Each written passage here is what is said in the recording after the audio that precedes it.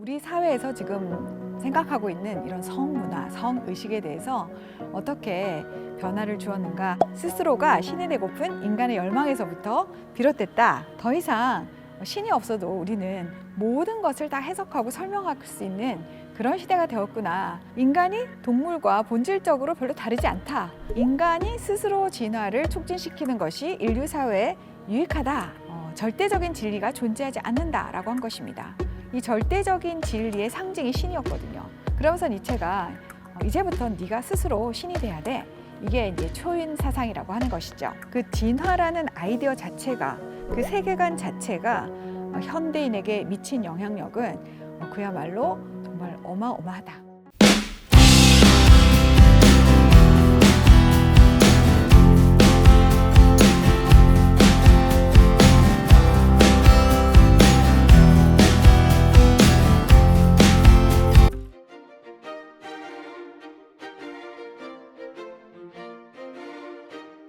안녕하세요. 정소영 미국 변호사입니다.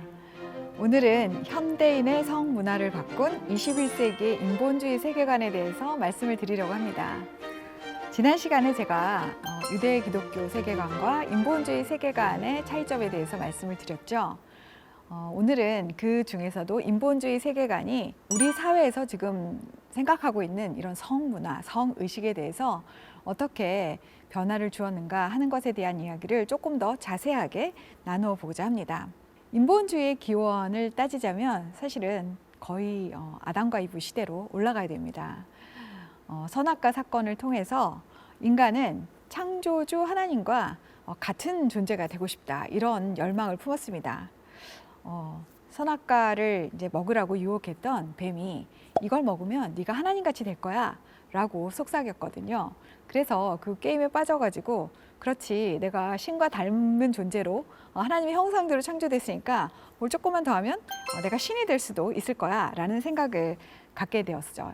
그래서 이 어리석은 인간이 결국 그 선악과를 먹고 에덴 동산에서 쫓겨나고 그래서 오늘날 이제 이런 식으로 되었다 하고 제가 이제 지난 시간에 설명을 드렸었죠.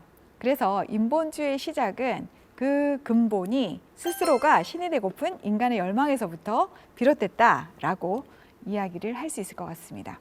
여러분, 인본주의의 바탕은 진화론입니다. 그래서 인본주의의 아버지를 우리가 찰스 다윈이라고 이야기를 하죠.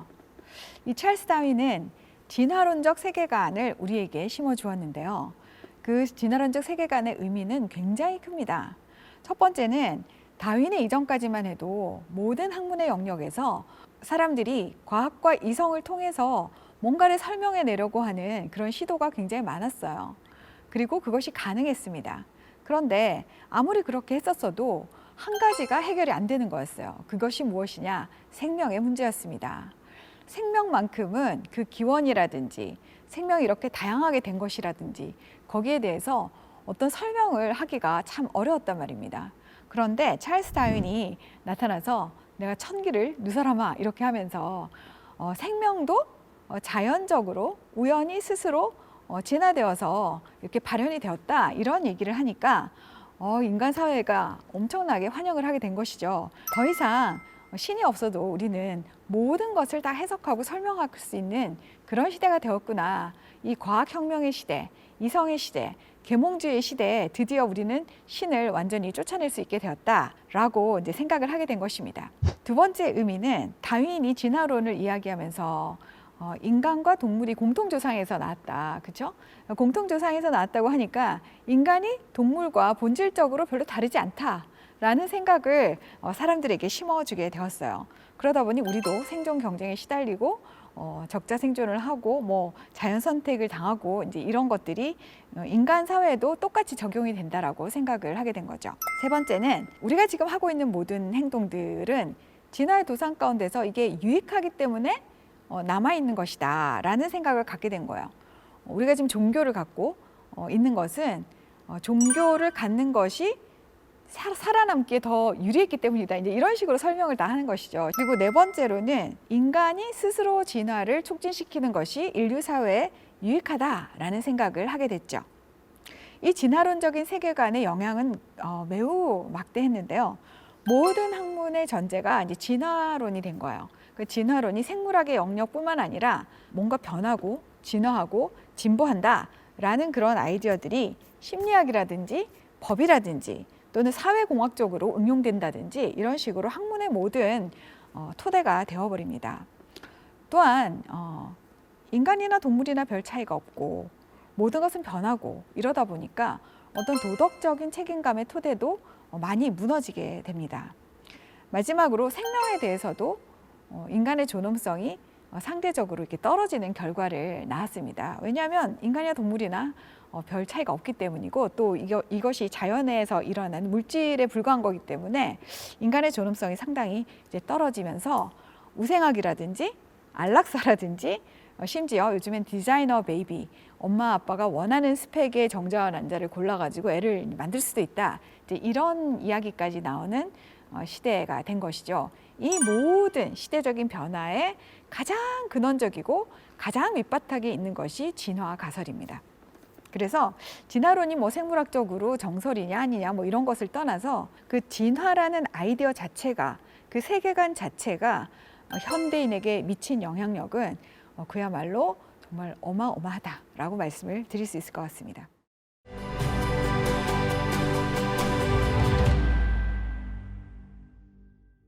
그렇게 해서 신을 쫓아내고 이제 인본주의가 시작이 됐다면 그 인본주의의 거의 종결자라고 말할 수 있는 철학자가 프리드리히 니체입니다. 니체는 그의 유명한 책 자라투스트라는 이렇게 말했다 해서 신이 죽었다라고 선포를 했죠. 아니 신이 죽었는데 사람들은 아직도 죽은 줄 모르고 그 신을 쫓아다니고 있다니 참 어리석구나 이제 이렇게 이야기를 했어요. 그러면서 니체가 이제부터 네가 스스로 신이 돼야 돼. 이게 이제 초인 사상이라고 하는 것이죠. 두 번째는 이 포스트 모더니즘의 문을 열면서 절대적인 진리가 존재하지 않는다라고 한 것입니다. 이 절대적인 진리의 상징이 신이었거든요. 그 신이 죽고 나니까 더 이상은 뭔가 절대적인 기준이 없어진 거예요. 그러니 모든 존재 또는 모든 행동 양식 이런 것들은 각각 그 나름대로 상대적인 가치가 다 있다. 동등한 가치를 가진다라고 생각을 하게 된 것입니다. 이 포스트 모더니즘의 영향력으로 우리는 도덕적 상대주의라는 것을 받아들이게 되었죠. 또한 모든 것이 가치가 다 비슷하니까 다양한 것들을 다 받아들여야 하고 관용하고 포용하고 또 차별을 금지해야 된다. 이런 생각들도 아주 확산되게 되었습니다. 무엇보다도 스스로를 신이 돼야 된다. 네가 초인이 돼. 이렇게 하니까 내가 굉장히 중요해진 거예요. 그래서 자아중심주의라든지 또는 자기결정권의 시대가 열리게 됩니다. 여러분 많이들 들어보셨을 텐데 요새는 성별 자기결정권, 성적 자기결정권, 신체적 자기결정권 이런 말을 굉장히 흔하게 씁니다. 성별 자기결정권은 자기가 남자일지 여자일지를 내가 결정한다는 것이죠. 그래서 외국에서는 태어날 때 이 신체를 보고 우리가 결정을 아들이네 딸이네 하는 것은 의사가 결정해주는 Doctor Assigned Sex 그런 것이고 생물학적인 성은 의사가 주는 것이고 네가 자라면서 생각해가지고 네가 원하는 성 네 마음대로 할 수 있어. 네, 이런 정도까지 나가게 된 것입니다. 또한 종교다원주의도 굉장히 많이 확산이 되었죠. 진리가 뭐 꼭 어떤 특정 한 종교를 통해서만 도달할 수 있는 건가? 그건 아니지. 이 산꼭대기에 갈 수 있는 길은 굉장히 다양해. 그러니까 뭘 믿어도 상관없어. 이제 이런 식으로 되는 종교다원주의도 아주 많은 호응을 얻게 되었습니다.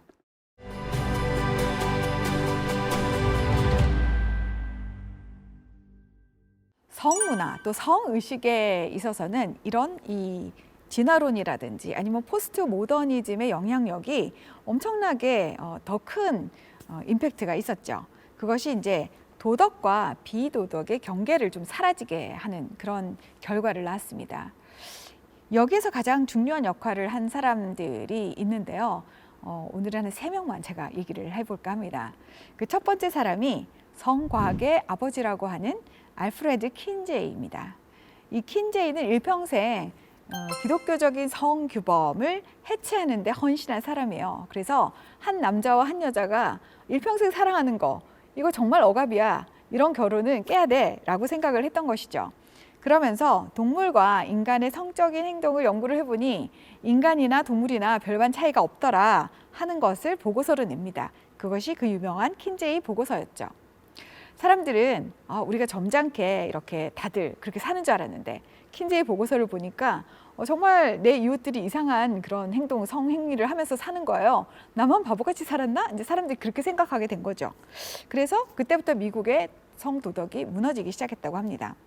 특히 이 킨제이는 유아의 어떤 성적 욕구를 굉장히 인정을 해줘야 되고 또 그것을 장려해야 된다라는 그런 주장을 폈어요. 그래서 요즘에 그 어릴 때부터 성교육을 시켜야 된다 이런 말씀들 많이 하시는데 그 이제 시초라고나 할까 그런 것이 이제 킨제이의 어떤 연구에 바탕을 둔 것이죠. 알프레드 킨제이 영향력은 어마어마했는데 이 킨제이가 이 연구하고 실험을 할 때 좀 연구 자료를 왜곡했거나 이 실험 대상을 굉장히 표본을 잘못 정해가지고 했다 하는 것을 주디스 라이스만이라는 여성학자가 밝혀냈어요. 킨제이 영향력이 어땠냐? 마치 암세포가 퍼지는 것처럼 성적인 혼란이 미국인들의 삶의 모든 영역과 남녀노소 모두에게 영향을 미치면서 사회구조 전반에 퍼져나갔다라고 이야기를 하고 있습니다. 그래서 이 킨제이로 인해서 미국에서는 이혼을 굉장히 쉽게 할 수 있는 무책이혼, 또 낙태도 합법화되고 또 음란물과 동성애가 아주 확산이 되고 매춘도 사회가 굉장히 관용하게 되고 이러니까 가족이 해체되고 성병이 확산되고 청소년들이 정서적으로 문제를 겪고 이런 일들이 굉장히 많아지게 된 거죠. 그래서 오늘날 미국 사회가 겪고 있는 많은 성적인 문제들이 이 킨제이로부터 온다라고 이야기해도 좀 과언이 아니다라는 생각이 듭니다. 두 번째 소개해 드릴 분은 존 머니라는 사람입니다. 존 머니는 성별 자기결정권의 시대를 연 사람입니다. 원래 존스 홉킨스 대학의 교수였는데요. 이분이 1960년대에 성정체성 클리닉이라는 최초의 성전환 수술 병원을 개설을 했습니다. 이분은 사람이 훈련을 통해서 또는 이런 의과적인 개입을 통해서 성별을 자기 마음대로 결정할 수 있다는 이론을 갖고 있었는데 이것을 실험할 만한 대상이 없었던 거죠. 그러다가 브루스 레이머 형제에 대해서 알게 됩니다. 이 브루스 레이머 형제는 한 쌍둥이로 태어났는데 브루스 레이머가 이 포경 수술을 하다가 이 성기에 좀 문제가 생겨가지고 부모가 어떻게 할까 고민을 하다가 존 머니 박사를 알게 된 거예요. 그래서 상담을 했더니 이 존 머니 박사가 그러면 아이의 성기를 절단하고 이 아이를 여자아이로 키웁시다 라고 이제 이야기를 해서 머니 박사에게는 굉장히 좋은 이제 실험 대상이 생긴 것이죠. 그래서 한 아이는 일란성 쌍둥이 남자아이인데 한 아이는 남자로 키우고 한 아이는 여자로 키웠어요. 그래서 여자로 키우면서 뭐 호르몬도 놓고 뭐 상담도 하고 뭐 하기 싫은 거 억지로 시키고 막 이렇게 됐는데 이 아이가 자라면서 아무리 그런 걸 해도 왠지 자기는 남자 아이들이랑 노는 게 좋고 남자 옷을 입고 싶고 뭐 이런 식의 그런 욕구가 생겨나는 거예요. 그래서 막 고민을 했더니 11살 때 부모가 이제 사실대로 말을 해준 거죠. 사실 너는 여자아이였단다. 그래서 이 이후로 이 아이는 난 다시 남자가 되겠습니다 해가지고 호르몬도 끊고 뭐 다시 이제 뭐 수술도 하고 뭐 이렇게 했는데 결국 이 두 형제는 존 머니 박사의 실험의 어떤 희생자로 그 트라우마를 이기지 못하고 둘 다 자살을 하고 맙니다. 그런데 문제는 존 머니 박사가 이 결과적으로 너무나 불행하게 인생을 마쳤는데도 불구하고 자신의 성전환이 성공적이었다라고 이 케이스를 갖고 선전을 하기 시작했어요. 그래서 그 이후에 성별 또는 성적 자기결정권을 주장하는 무브먼트가 굉장히 강해졌고 또 이 아이들 가운데 트랜스젠더가 되겠다고 하는 숫자가 굉장히 많아졌습니다. 그리고 또한 이게 굉장히 돈이 되는 사업이다라는 것이 이제 알려지면서 미국 전역에 성전환 클리닉도 굉장히 많이 생겼다고 합니다. 한번 이렇게 호르몬 주사를 맞고 여자가 되기로 결정을 하면 계속 평생을 맞아야 되니까 엄청나게 큰 비즈니스가 되는 것이죠. 사실 존스 홉킨스 대학 자체는 2016년의 어떤 연구 결과를 통해서 이 성별 자기결정권이라든지 성적 지향에 대해서 조금 거리를 두는 그런 스탠스를 취하고 이 성전환 수술할 수 있는 병원도 없애고 했어요. 근데 이 영향으로 다른 학교나 다른 병원에서는 이런 것들을 많이 확산시키게 되었다고 합니다. 마지막으로 제가 소개시켜 드릴 분이 주디스 버틀러라는 분이에요. 이분이 EBS에서 위대한 강연, 그 연사로도 나오시고 하는 세계적인 철학자이시죠. 그런데 이분이 주장하는 것이 바로 젠더 이데올로기입니다. 이분의 젠더 이데올로기는 무엇이냐? 인간은 생물학적으로 태어나는 그 남자, 여자 이게 별로 중요하지 않다는 거예요. 오히려 태어나서 자라면서 우리가 사회적으로 학습받고 어떻게 훈련받느냐가 더 중요하다라는 것이에요. 그래서 사회가 규범을 정해가지고 여자아이는 분홍색 옷을 입히고 인형을 갖고 놀아 이렇게 하니까 여자아이가 되고, 남자아이는 또 다른 식으로 로봇을 갖고 놀아 이제 이런 식으로 계속 강제적으로 반복해서 시키니까 그렇게 되는 거지, 그런 걸 안 하면 자기가 마음껏 원하는 걸 할 수 있어 라는 것이 이제 젠더 이데올로기거든요. 그러다 보니까 이제 이분의 사상적인 영향을 받아서 옛날에는 남성, 여성이었지만 요즘에는 수십 가지 성이 있죠. 그 미국의 뉴욕주는 성별란을 적는 게 31가지인가 뭐 30가지인가 있대요. 그리고 뭐 미국의 아이비리그에 이제 대학에 들어가려고 어플라이를 하려면은 거기 또 뭐 성별이 뭐 한 10대까지가 또 나온대요. 체크할 수 있는 게. 네가 남자냐 여자냐 뭐 시스젠더냐 아젠더냐 뭐 인터섹스냐 뭐 저희가 정말 듣도 보도 못한 그런 것들이 굉장히 많다고 합니다. 그런데 어쨌든 이런 주디스 버틀러의 젠더 이데올로기를 통해서 이런 유동적인 성별, 그러니까 성별이 정해지지 않고 이렇게 왔다 갔다 하고 플루이드하다, 이게 흐른다, 변한다, 그리고 이건 스펙트럼이다 하는 것이 사람들의 생각 속에 아주 당연한 것처럼 대중화가 됐어요. 언어를 좀 바꾸면 우리가 생각을 바꿀 수 있으니까 언어를 바꾸자. 그래서 뭐 성별 이런 걸 젠더로 바꾼다거나 또는 어떤 언어의 정의를 막 바꾸는 거예요. 가족, 그러면 원래 우리나라 민법은 혈연이나 입양으로 뭉쳐진 어떤 그런 관계 이렇게 이제 했다면 그냥 자발적인 합의에 의해서 일시적으로 소속되는 단체 뭐 이런 식으로 바꾸는 거예요. 그리고 아버지, 어머니 이런 말도 쓰지 말고 부모 1, 2 뭐 이런 식으로 쓰자. 그래서 결과적으로는 남자와 여자로 되어 있는 이 가족 체제를 해체하고 이 가족이 해체되면 결국 사회 시스템도 바뀌게 되겠죠. 그런 것들을 이분이 이제 강력하게 주장을 해왔고 이분의 명성에 걸맞게 서구의 사회는 그런 식으로 지금 변해가고 있습니다.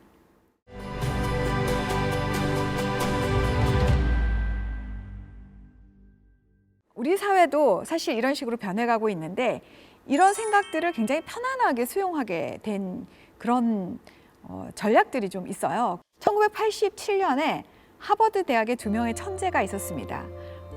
마샬 컬크와 에라테스 필이란 사람이에요. 이 에라테스 필은 필명이에요. 원래 이름은 헌터 메이드슨인가 뭐 그런 사람인데 어쨌든 이 2명은 하나가 이제 신경과학, 이 뇌를 연구하는 사람이었고 하나는 이제 정치 선동 뭐 이런 쪽을 연구하는 그런 박사 뭐 이런 사람들이었대요. 그래서 이 사람들이 둘 다 이제 동성애자이기 때문에 앞으로 우리 사회에서 이 동성애를 좀 확산시키고 이 동성애를 좀 편안하게 받아들일 수 있게 하기에 어떤 전략을 써야 되냐 이거를 이제 기고를 한 것이 있는데 그것이 제목이 Overhauling of Straight America 이런 책입니다. 이게 나중에 이제 기고문이 책으로도 이제 나오게 돼요.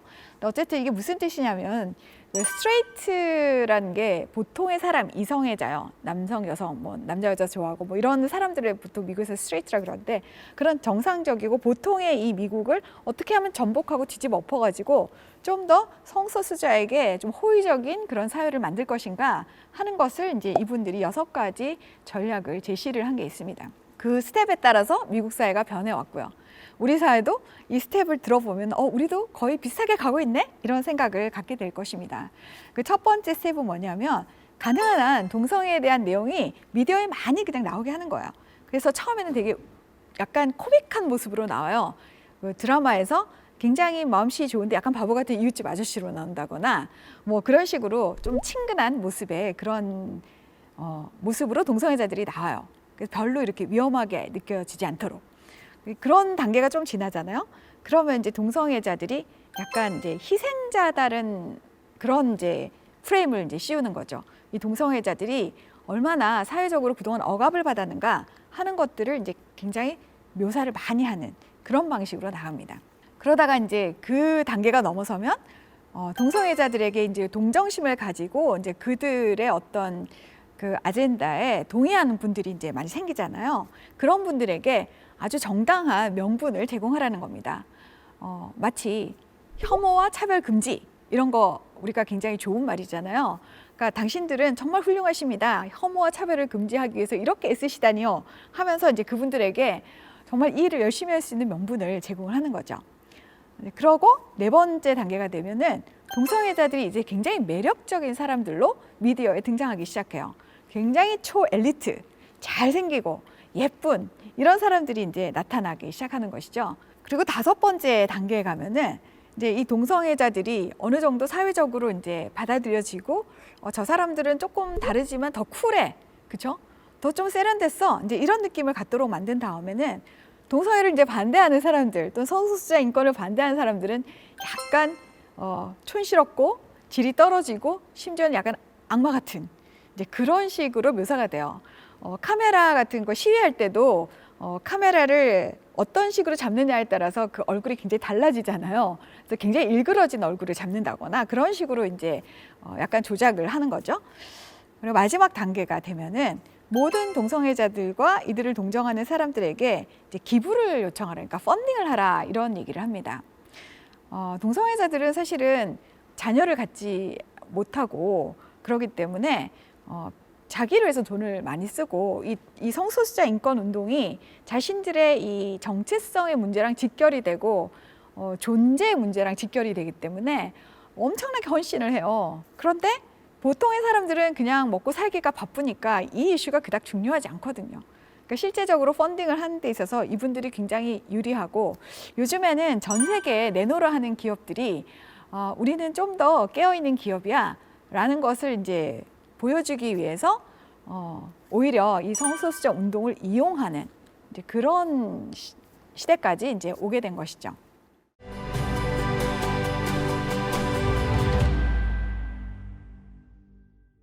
여러분, 참 세상이 많이 변했죠? 세계관이 변하면 사회가 변하는데 찰스 다윈이 1800년대 사람이에요. 그 찰스 다윈 1800년대 이런 계몽주의 사상가들, 과학혁명가들 이런 사람들의 이런 진화론적인 세계관이 받아들여지고 우리의 이 사회에 이렇게 토대가 되면서 전통적인 세계관, 특히 이제 서구에서는 유대 기독교적인 세계관이겠죠. 그것이 이제 사람들에게는 억압으로 느껴지고 그것이 이제 무너지기 시작을 합니다. 그래서 제가 지난 시간에 첫 번째로 말씀드렸던 탈기독교 사회, 그죠? 그런 사회가 이제 되기 시작하는 것이에요. 그리고 이 전략 중에서도 이렇게 사회를 급격하게 바꿀 때 가장 효과적인 방법은 성규범을 해체하는 겁니다. 왜냐하면 인간이 이 성을 통해서 생명이 태어나기 때문에 이 성규범을 해체하면 이 생명이 태어나는 것을 조절하거나 통제할 수 있거든요. 그리고 태어났다 하더라도 하나님의 형상이 아닌 짐승의 형상으로 만들 수 있기 때문에 이 성규범은 굉장히 유리한 전략적인 고지를 차지하기 위한 핵심 포스트라고 할 수 있겠죠. 여러분, 이런 생각을 가지신 분들이 인류를 멸망으로 이끌고 싶어서 그렇게 했습니까? 그렇지 않죠. 이분들은 이렇게 하는 것이 인류의 진화와 진보에 도움이 된다라고 생각을 하기 때문에 이런 생각들을 정말 헌신을 하면서 추진하고 확산시키려고 노력을 하는 것입니다. 그리고 그들의 그 오래된 노력, 1800년대 이후부터 시작해가지고 2000년대에 이르는 오늘에까지 정말 지속적으로 전략을 세우고 또 그 전략에 따라서 엄청난 노력을 한 그 결과가 오늘날 우리에게 나타나고 있다는 것입니다. 지금 서구 사회가 많이 변했다고 하는데 대한민국이라고 그것이 예외가 되지는 않겠죠. 여러분은 어떻게 생각하시는지 모르겠습니다. 앞으로 우리 사회가 이 성규범에 대해서 어떤 태도를 취하고 또 우리 아이들에게 어떤 세계관의 바탕을 하여서 이것을 가르쳐야만 우리 아이들이 올바르게 더 행복하게 그리고 또 대한민국이 소멸되지 않고 더 번영하는 그런 나라가 될 수 있을까? 그것이 정말 우리가 고민을 해야 하고 또 함께 논의를 해봐야 하는 그런 중요한 문제가 아닌가 싶습니다. 네, 오늘의 강의를 끝까지 들어주셔서 감사합니다.